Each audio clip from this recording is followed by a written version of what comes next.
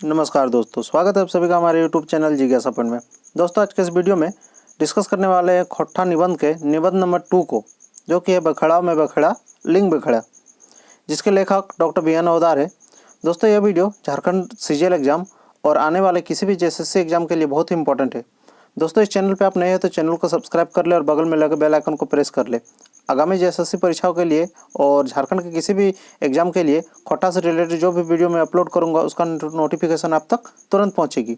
तो चलिए, आज निबंध नंबर 2 को, इससे पहले मैंने निबंध नंबर 1 को डिस्कस कर दिया हूं, तो अगर आपने वो वीडियो नहीं देखा है तो वो वीडियो को भी आप देख लीजिए। तो आज हम निबंध नंबर 2 को डिस्कस करेंगे, बखेड़ा में बखेड़ा लिंग बखेड़ा।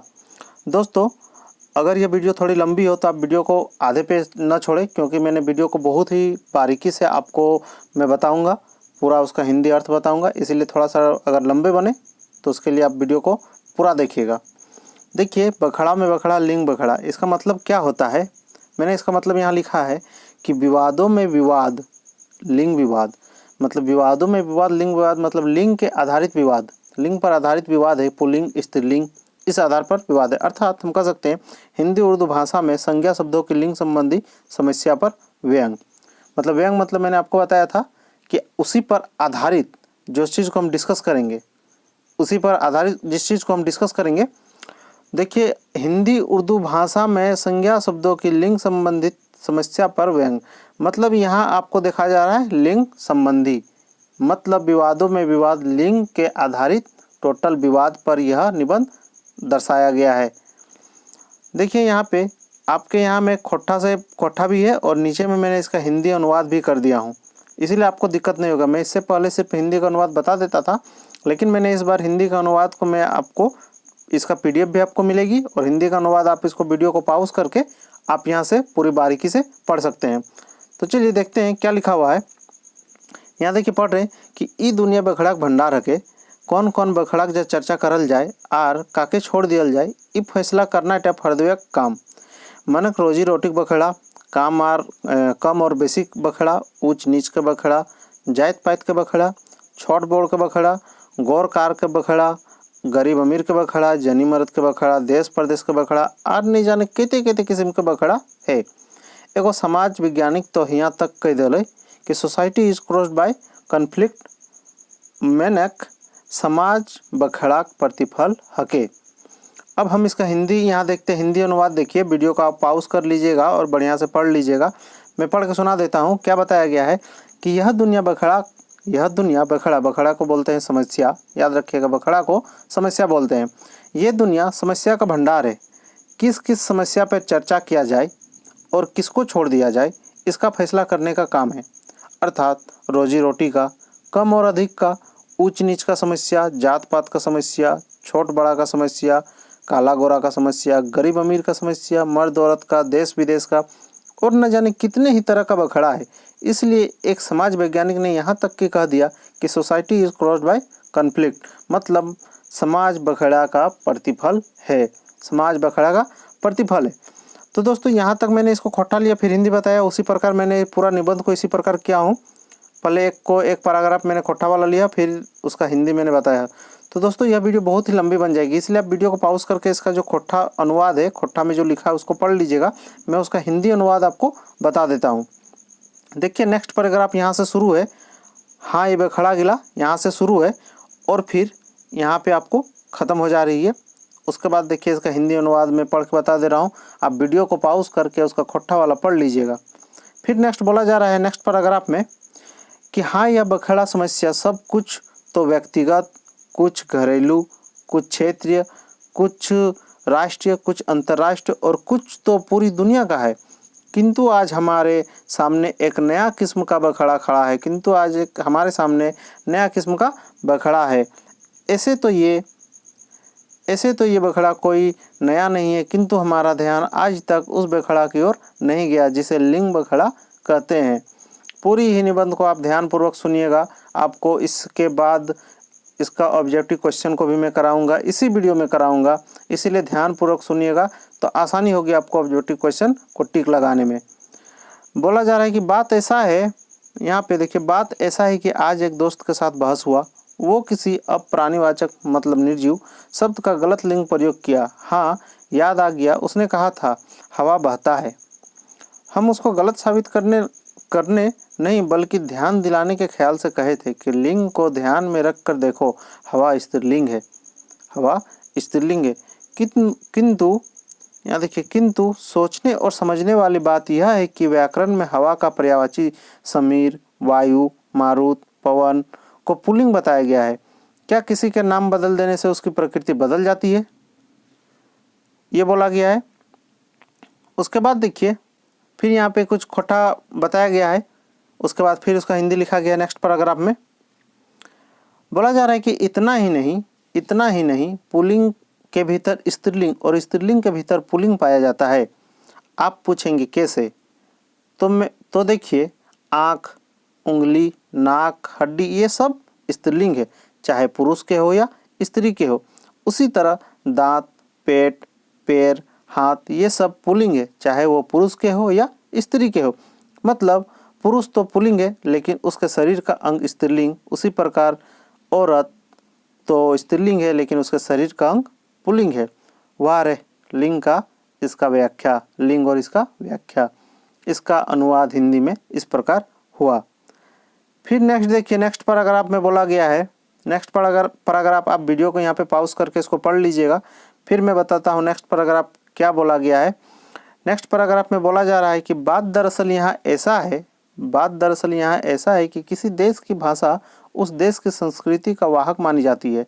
भारतीय दर्शन का विशेषता है कि यहाँ जड़ चेतन, चर अचर सभी में प्राण तत्व देखा जाता है।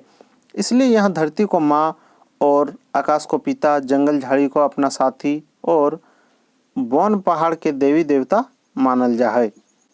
लेकिन सवाल यहाँ यह उठता है कि तुम लोग पहाड़, पर्वत और पत्थर की पूजा करते हो, अपना सर झुकाते हो, पर यहाँ जीता जागता इंसान को कोई नहीं पूछ रहा है। बेचारिन गिरिडीह जिला के वो चौकरा जिसको बोलते हैं व्री नल्ला, मतलब हिजड़ा को बोलते हैं चौकरा या व्री नल्ला। बेचारिन गिरिडीह जिला के वो चौकरा अपना नाम वोटर लिस्ट में चढ़ाने के लिए छटपटा रही है, किंतु नाम चढ़ने की बात तो दूर है, कोई इस बात को मानने के लिए तैयार नहीं है। क्या उन लोगों को वोट देने का अधिकार नहीं है? क्या वोट लिंग के आधार पर दिया जाना चाहिए? फिर देखिए नेक्स्ट पैराग्राफ में क्या बोला गया है, यहाँ पढ़ लीजिएगा वीडियो को पॉज करके, क्योंकि मैं इसका खोटा को भी पूरा पढ़ूंगा तो वीडियो बहुत ही लंबा बन जाएगी। तो देखिए इसके बाद क्या कहा गया है? इसके बाद कहा गया है, हिंदी जो राष्ट्रभाषा है, ऐसे भी नल्ला के लिए कोई लिंग का व्यवस्था नहीं किया है।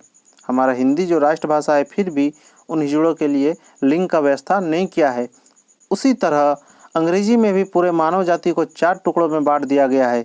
उससे तो अच्छा संस्कृत है जिसे वीरनल्ला जैसे लोगों के लिए लिंग की व्यवस्था की गई है। इसके लिए मैं पाणिनि और पतंजलि जैसे ऋषियों को धन्यवाद देता हूँ, जिन्होंने इनका ख्याल रखा। फिर नेक्स्ट देखिए, यहाँ पे बोला गया है कि आचार्य भारत ने, थोड़ा बड़ा कर देता हूँ, यहाँ बोला गया है कि आचार्य भारत ने अपने नाट्य शास्त्र पुस्तक में ऐसा नियम बताया है कि बेटियां या स्त्रियां संस्कृत नहीं बोल सकती, उन्हें प्राकृतिक भाषा बोलने के लिए विवश किया गया। फिर भी हिंदी की तुलना में संस्कृत ज़्यादा समतावादी भावना और बराबरी का दर्जा देने वाला दृष्टिकोण रखता है। फिर देखिए, चाहे सजीव हो या निर्जीव हो, जड़ चेतन सभी को हम बराबर का महत्व देते हैं, क्योंकि हम लोगों की संस्कृति की 3 महत्वपूर्ण बातें हैं जो काफ़ी अच्छी है। पहला श्रम, दूसरा समता, तीसरा सह अस्तित्व। दोस्तों, ये जो खोटा यहाँ पे लिखा गया, उसी का मैंने पूरा अनुवाद हिंदी में किया हूँ, और टोटल पूरा निबंध को इसी तरह पैराग्राफ बाय पैराग्राफ मैंने लिया हूँ। फिर देखिए नेक्स्ट पैराग्राफ में क्या बोला जा रहा है, यहाँ आप वीडियो पॉज करके पढ़िएगा, मैं इसका अनुवाद बता दे रहा हूँ आपको। यहाँ बोला गया है कि यही है हमारे समाज का दर्शन,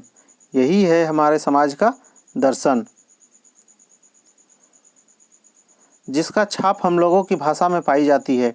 इसे हम इस उदाहरण से देख सकते हैं। गैया चरो हई, बरधा चरो हई। बरधा किसको बोलते हैं? बैल को बोलते हैं। गैया गाय को बोलते हैं। दोस्तों इसमें मैंने खोट्टा शब्दावली को नहीं लिया हूँ, क्योंकि मैंने इसमें बहुत सारा खोट्टा शब्दावली आता है, इसलिए मैंने उसका एक कंप्लीट वीडियो बनाया हूँ खोट्टा शब्दावली का। उसको भी मैं बहुत ही जल्द आपको प्रोवाइड करा दूंगा। उसी में टोटल खोट्टा का, उसमें मैंने सब वर्ड को लिया हूँ, जितना खोट्टा में आता है सब कुछ, उसमें आपको A to Z क्लियर हो जाएगी। देखिए, लड़का जा है, लड़की जा है, मैया खा है, बप्पा खा है। इसमें हमको कोई भी दिक्कत नहीं हो रहा लिंग में। अगर हम लोग का क्षेत्र भाषा खोट्टा में कोई दिक्कत नहीं हो रहा। वहीं अगर हिंदी रहता तो गाय चर रही है, बैल चर रहा है, लिंग में हम लोग स्त्रीलिंग पुल्लिंग करते हैं। लेकिन इस तरह का खोट्टा में हम लोग लिंग का कोई भी प्रॉब्लम नहीं हो रहा है। देखिए, ऑब्जेक्टिव क्वेश्चन में ये सब पूछा जाएगा, इसीलिए ध्यान दीजिए। फिर बोला जा रहा है यहाँ पे, किसी तरह का लिंग संबंधी कोई भेदभाव नहीं पाया जाता है, न स्त्रीलिंग के भेद न पुल्लिंग के भेद, सभी एक ही लिंग का है, सभी एक ही लिंग में है। नेक्स्ट देखिए, फिर बोला जा रहा है कि इस तरह राष्ट्रीय एकता का मूल जड़ क्षेत्रीय भाषा को माना जाता है। एक बात तुम जानते हो, एक बात जनता से कह रहा हूँ कि जाति, संप्रदाय, लिंग भेद सब भूलकर एक हो जाओ। दूसरी ओर देखिएगा, यहाँ पे इम्पोर्टेंट टॉपिक है, ये पूछा जाएगा, यहाँ से ध्यान से देखिएगा। दूसरी ओर दामोदर नदी को नद कहा जाता है, जो कि पुल्लिंग है, दामोदर नदी को नद कहा जाता है, जो कि पुल्लिंग है। और भेड़ा मतलब भैरवी नदी को बोल रहा है, जिसको भैरवी नदी कहते हैं। भेड़ा मतलब भैरवी नदी को ही भेड़ा बोला जाता है। भैरवी नदी कहते हैं, उसको नदी कहा जाता है, जो कि स्त्रीलिंग है। दामोदर नदी को नद कहा गया है, जो कि पुल्लिंग है, और भैरवी नदी को नदी कहा गया है, जो कि स्त्रीलिंग है। अब एक और उदाहरण देखो, रजरप्पा के दामोदर नदी को, जो पश्चिम से पूर्व की ओर बहता है, और भेड़ा नदी का पानी उसके ऊपर दक्षिण तरफ से आके गिरता है।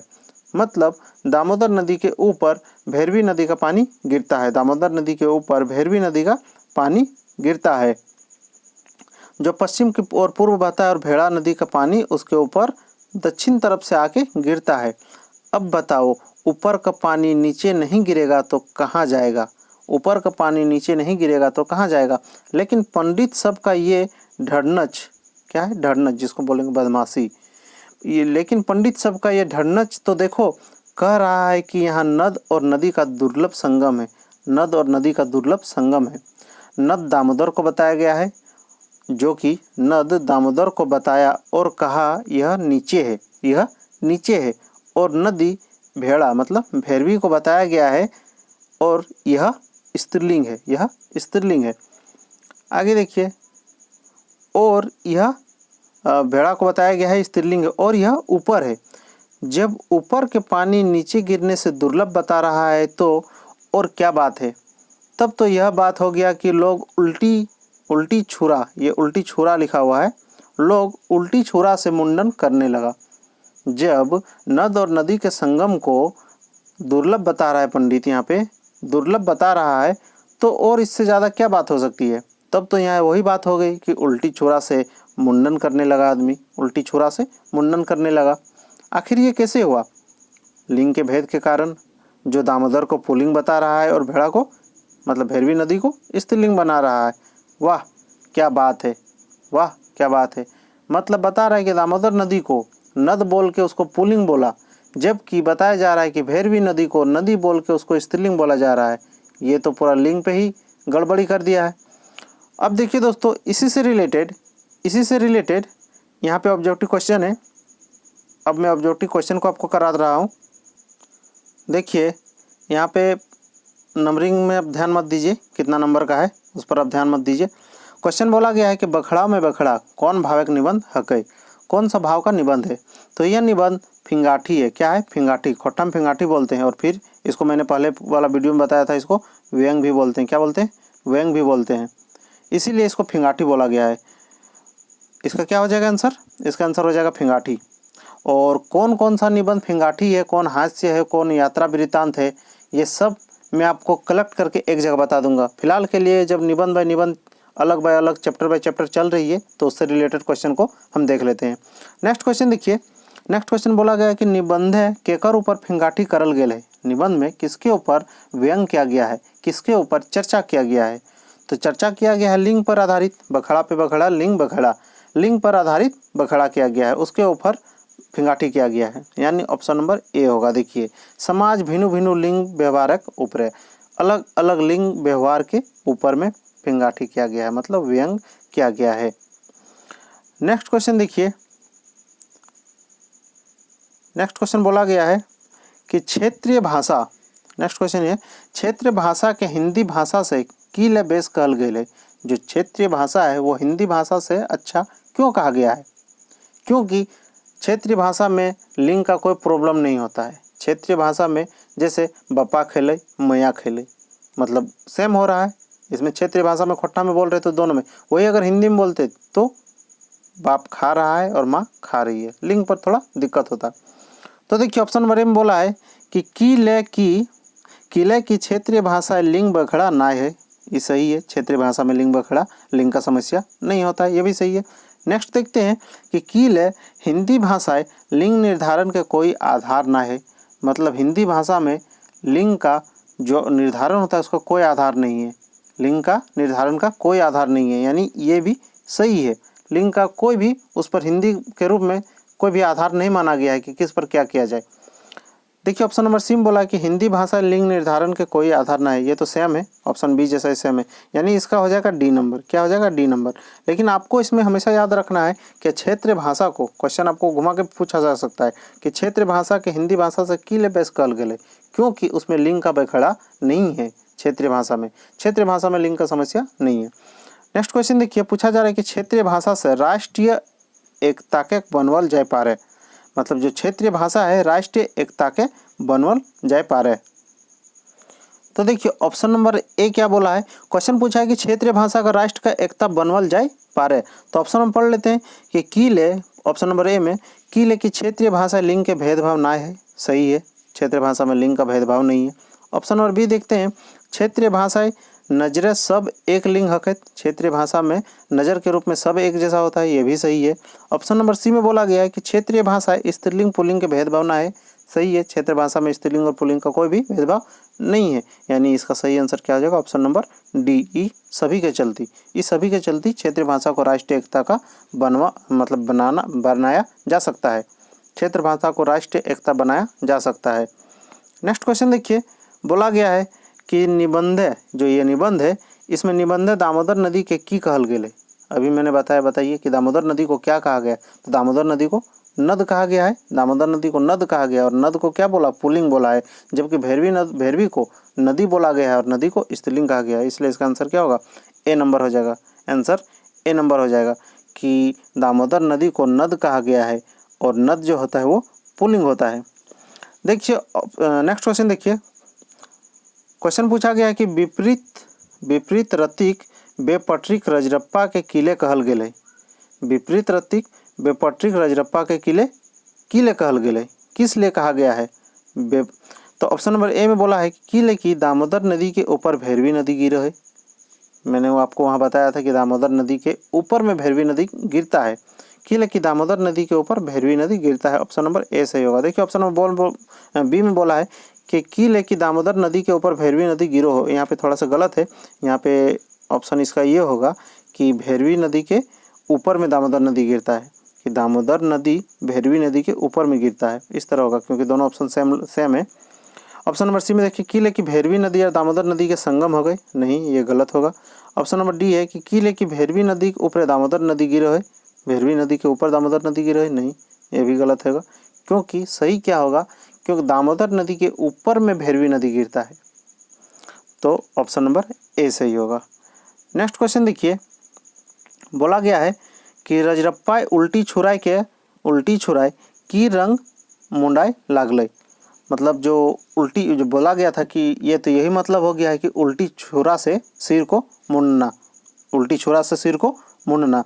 तो देखिए ऑप्शन नंबर ए में क्या बोला गया है कि धार्मिक आस्था वजह, मतलब धार्मिक आस्था के लिए, ऑप्शन नंबर ए सही बात है कि कि धार्मिक आस्था को जब ठेस पहुंचाए, उसलिए वो वही बात हो गया कि उल्टी छोरा से सिर को मुंडना। अंधविश्वासक ओझे, अंधविश्वास के चलती सही है। कोनो प्रथा के ऊपर तर्क पूर्व विचार नाय करल गेल है, ये भी सही है। जो प्रथा है उसमें तर्कपूर्व अच्छा से विचार नहीं किया गया है, इसलिए वहाँ पे बोला गया है कि ये तो वही बात हो गई कि उल्टी छुरी से मुंडन करना। यानी इसका आंसर हो जाएगा ई सबक ओझे, ई सबक ओझे। आपको याद रखना है, बस आपको ये चीज़ याद रखना है कि हाँ, कि ये तो वही बात हो गई है कि दामोदर को नद बोला गया है और भैरवी को नदी बोला गया है, और नद को नीचे रखा गया है और नदी को मतलब ऊपर रखा गया है, मतलब पुल्लिंग को नीचे रखा गया और स्त्रीलिंग को ऊपर रखा गया है, इसलिए। नेक्स्ट क्वेश्चन क्या बोला गया है कि भाषा संस्कृति वाहक लागे। जो भाषा संस्कृति भाषा है वो वाहक लागे और सांस्कृतिक छापा भाषाएं देखाय पड़ो है। ये बात कौन निबंध है कहल गेल है, ये बात कौन सा निबंध में कहा गया है। तो हम लोग निबंध पढ़ रहे हैं बखड़ा में बखड़ा लिंग बखड़ा, तो ये कहाँ कहा गया है, बखड़ा में बखड़ा लिंग बखड़ा। तो दोस्तों बस इतना ही इसका ऑब्जेक्टिव क्वेश्चन था। और टोटल में ऑब्जेक्टिव क्वेश्चन जो भी है मिसलेनियस, एक बार टोटल 12 निबंध कंप्लीट होने के बाद एक बार मिसलेनियस टोटल जो कि 12 निबंध से मिला जुला रहेगा उसका ऑब्जेक्टिव क्वेश्चन लाऊंगा। फिलहाल तो निबंध बाई निबंध का जितना ऑब्जेक्टिव बनता है मैं उसको लेकर आता हूँ। तो दोस्तों अगर आपको वीडियो अच्छी लगी है तो चैनल को सब्सक्राइब करें और बगल में लगे बेल आइकन को आप प्रेस करें। वीडियो को लाइक करें और जो भी दोस्त लिए हैं खोटा उस तक ये वीडियो ज़रूर शेयर करें। तो मिलते हैं नेक्स्ट निबंध में, निबंध नंबर 3 में। तब तक के लिए धन्यवाद।